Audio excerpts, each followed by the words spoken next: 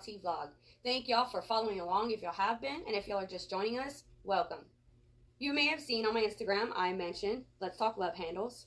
If you have not, no worries. At the end of this video, there will be a link at the bottom so you can click to have access. Moving forward, let's talk love handles, mine in particular. Before I break down 2 contributing factors, that's right, 2 contributing factors to love handles, let me tell you why love handles are a target area for me. First off, love handles are deposits of excess fat stored in the lateral quadrant, also known as our waistline, and the human body. It appeared they grew overnight, which we all know that was not the case. That took place over time. Sometimes it happens without being realized. That was the case here. I am an active person by nature. After noticing the growth, I realized how it did not serve me any good. Physically, mentally, emotionally, spiritually. I set a goal to reduce my targeted areas, shrink their size. In efforts to reaching that goal, I set a goal to reduce my target area, shrinking down the size, and reconditioning my body. In dissecting efforts to reach my goal, I reviewed how this was affecting my body. These love handles of mine affected me in a way such as my breathing was short of breath. I was winded.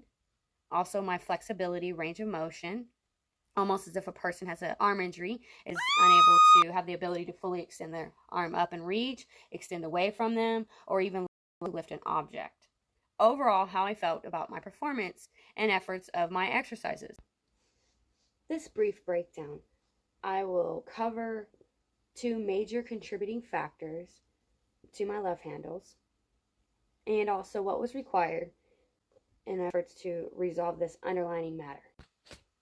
This brief breakdown consists of love handles and 2 major contributing factors to those love handles. First off, poor eating habits.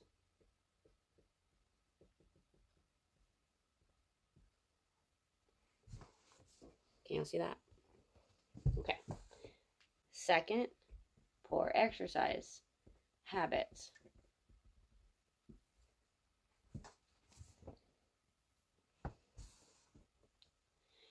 What did the poor eating habits consist of? Cereal. That's right, cereal. And soda. Yeah, soda. That's another story for another day. Poor exercise habits consisted of stress.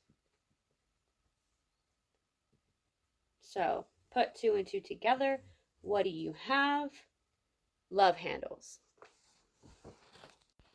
Looking at this, I needed to see what I was missing, what was needed, what was required in efforts to reach my goal of reducing my love handle size and optimizing the reconditioning of my body.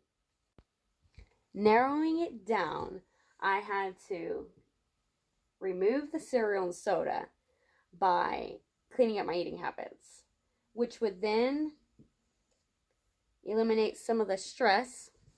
Okay.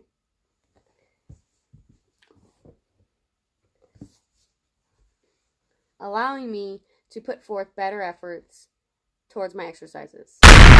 Which, by the way, if you've been following along my Instagram, y'all know that I was in my maternity jeans. And I did not want to buy another pair of pants, let alone the shorts I was just in, for that reason alone. I was using my belt and the notches to kind of gauge my waistline as I progressed. It's been some time off and on until this year I was able to, by about the 3rd day, to really hone in and focus on my goal. I not only have a new pair of pants that I feel comfortable in, have those shorts that I feel comfortable in. These pants do not fit me the same as when I first tried them on, and these belt notches I am down. I don't know how well you can see this. Okay.